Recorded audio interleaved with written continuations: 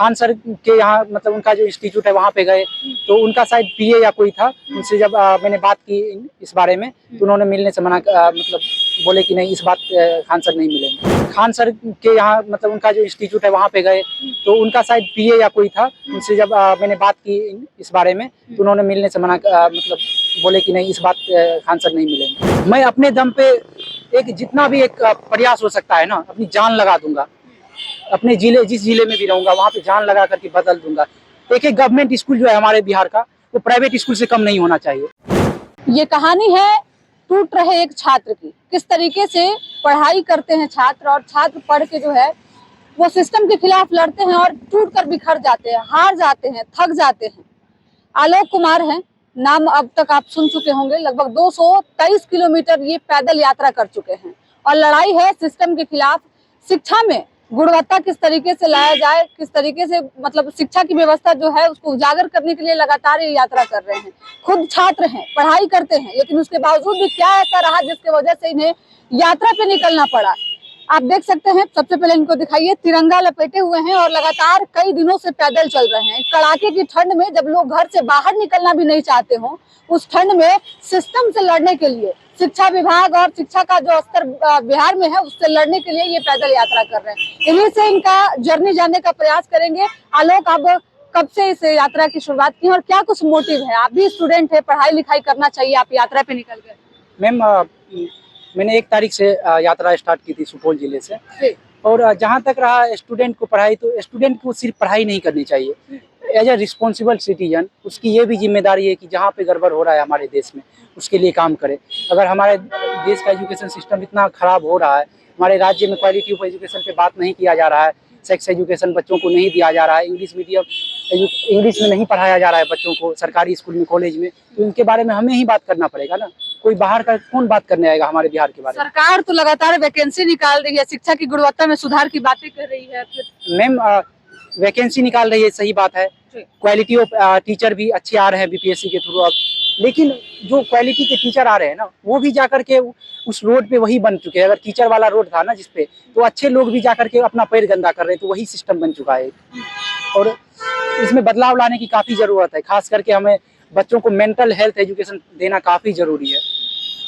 तो आपकी पढ़ाई लिखाई कैसी है? मैंने पॉलिटिकल साइंस से 2024 में किया हुआ है ग्रेजुएशन, BNMU मधेपुरा से।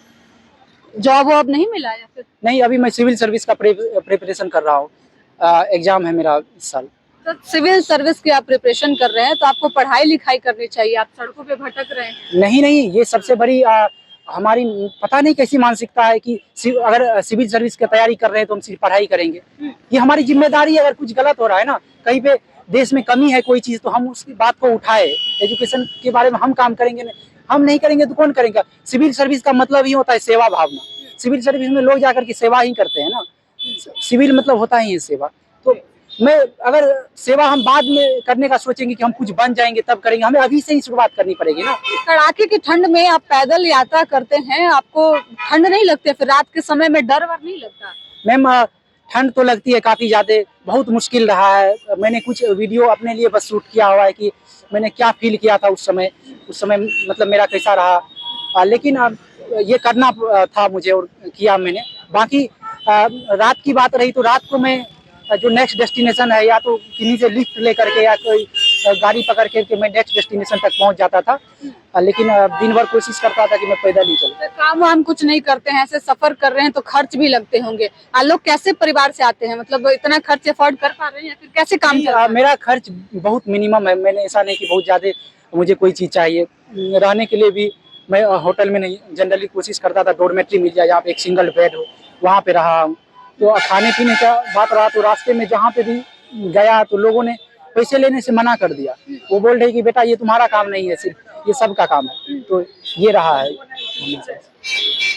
अच्छा, अभी तक आपने जैसे शिक्षा की बात लगातार कर, तो क्या शिक्षा मंत्री या फिर तमाम अधिकारियों से बात करने का प्रयास किया है? मैंने जिला के जो एडमिनिस्ट्रेटर है उनसे जाकर के मैंने बात करने का प्रयास किया, लेकिन कहीं पे DM सर से तो मिला, लेकिन जब पटना आया तो खान सर से मिलने का प्रयास किया, उन्होंने मिलने से मना कर दिया। खान सर मिलने से मना कर? खान सर के यहाँ मतलब उनका जो इंस्टीट्यूट है वहाँ पे गए, तो उनका शायद पीए या कोई था, उनसे जब मैंने बात की इस बारे में तो उन्होंने मिलने से मना मतलब बोले कि नहीं, इस बात खान सर नहीं मिलेंगे। तो उसके बाद मैं निराश होकर के वापस आ गया।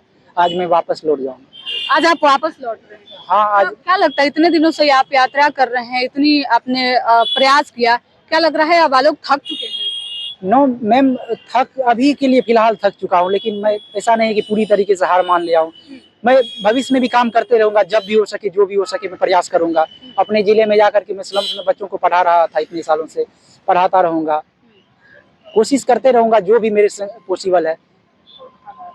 अच्छा, जिस तरीके से आप यात्रा कर रहे हैं और शिक्षा में सुधार की बात कर रहे हैं, आपके हिसाब से क्या क्या सुधार होना चाहिए? मैम, ये बात आपने सबसे अच्छी बात पूछी कि क्या सुधार होना चाहिए। सुधार होने की सुधार तो सरकार रोज कर रही है, लेकिन अब समस्याएं आए दिन और बढ़ते जा रही है। सबसे बड़ा सुधार होना चाहिए क्वालिटी ऑफ एजुकेशन पे, जिसमें हमें 3-4 चीजों पे बात करना पड़ेगा। एक, इंग्लिश एजुकेशन हमारे गवर्नमेंट स्कूल और कॉलेज में पढ़ाया जाए। नेशनल एजुकेशन पॉलिसी है, उसमें है हमारे 3 लैंग्वेज फॉर्मूला, लेकिन हमें काम करना पड़ेगा, इंग्लिश पे थोड़ा ज्यादा ध्यान देना पड़ेगा। उसके अलावा हमें सेक्स एजुकेशन बच्चों को देना पड़ेगा, बहुत जरूरी है सेक्स एजुकेशन। बच्चे बर्बाद हो रहे हैं हमारे। मेंटल हेल्थ पे काम करना पड़ेगा। तीसरा पॉइंट हमारा कि मेंटल हेल्थ बच्चों को नहीं दिया रहा है। बच्चे जितने भी एडल्ट कंटेंट है उसके लिए मतलब देख रहे हैं बच्चे, कोई फिल्टर नहीं है सोशल मीडिया पे, इंस्टाग्राम, फेसबुक, यूट्यूब सब बच्चे चला रहे हैं, उस पर कंटेंट आ रहा है, उसके बारे में कोई बात नहीं कर रहा है। तो बच्चों को देना पड़ेगा हमें मेंटल हेल्थ गवर्नमेंट स्कूल और कॉलेजेस में। कॉलेज जितने भी उनको ठीक करना काफी जरूरी है। तो कैसे परिवार से आप आते हैं? पापा मम्मी परिवार में जो लोग हैं क्या करते हैं? मैं मिडिल क्लास और लोअर मिडिल क्लास फैमिली से हूँ। मेरे पापा एक सिंपल से फार्मर है। अब बस मेरी पढ़ाई सुपौल जिले में मैं रहता हूँ, वहीं पे पढ़ाई करता हूँ। वहीं से पढ़ाई लिखाई होती है? Yes ma'am. पढ़ाई का खर्च सब आसानी से निकल जाता है? हाँ, पढ़ाई का मेरा खर्च बहुत मिनिमम, ऐसा नहीं कि मैंने कहीं बाहर जाके मुझे पढ़ना है, तो मिनिमम खर्च रहता है, मुझे ज़्यादा समस्या नहीं आती है। अगर आप भविष्य में बनते हैं, सिविल सर्विस की तैयारी कर रहे हैं, तो अगर आप डीएम बनते हैं किसी मतलब जिले का, तो आपका पहला कदम क्या होगा शिक्षा के क्षेत्र में? मैम, एक डीएम का मेन काम रहता है इम्प्लीमेंट करना चीज़ों को, जो भी एजुकेशन है। मैं अपने दम पे एक जितना भी एक प्रयास हो सकता है ना, अपनी जान लगा दूंगा।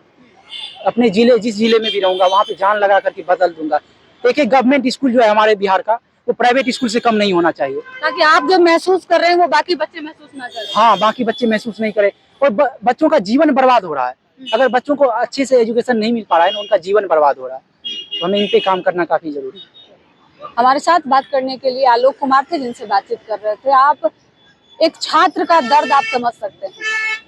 पढ़ाई किया और नौकरी नहीं मिलने, अभी सिविल सर्विस की हालांकि ये तैयारी करते हैं, लेकिन फिलहाल कोई रोजगार की सुविधा इनके पास नहीं है। 223 किलोमीटर अब तक ये यात्रा कर चुके हैं और कड़ाके की ठंड में यह यात्रा कितनी मुश्किल होती होगी आप समझ सकते हैं। टूटना, हारना, बिखरना, ये आपने सुना होगा। इन्होंने किस तरीके से दर्द भरे लफ्जे में कहा कि यात्रा ही खत्म नहीं होती है, मैं पूरी तरीके से टूटा नहीं हूँ, लेकिन रुकूंगा और फिर दोबारा रिटर्न आऊंगा। बिहार में जिस तरीके से शिक्षा का स्तर दिन प्रतिदिन बिगड़ते जा रहा है, हालांकि सरकार का ये दावा है कि शिक्षा में लगातार सुधार हो रही है और बच्चों को गुणवत्तापूर्ण शिक्षा दी जा रही है, लेकिन आलोक कुमार के मुताबिक ये बातें जो है वो सिर्फ कही जा रही है। शिक्षा में कोई सुधार नहीं हो रहा है। जैसे एजुकेशन बच्चों को मिलना चाहिए वो मिल नहीं पा रहा है। इसी को लेकर इनकी लड़ाई है। कंधे पे तिरंगा बांध के ये सड़कों पे निकले हुए हैं और आज ये अपनी यात्रा को यहीं खत्म कर रहे हैं। एक तरह से मानिए तो जब छात्र पूरे तरीके से कार्य करके थक जाता है, हार जाता है और टूटकर बिखर जाता है, वही कहानी इन दिनों आलोक की है। वीडियो अच्छी लगे तो शेयर कीजिएगा, साथ ही हमारे यूट्यूब चैनल संचित को सब्सक्राइब करके फेसबुक पेज को भी फॉलो कर लीजिएगा। धन्यवाद।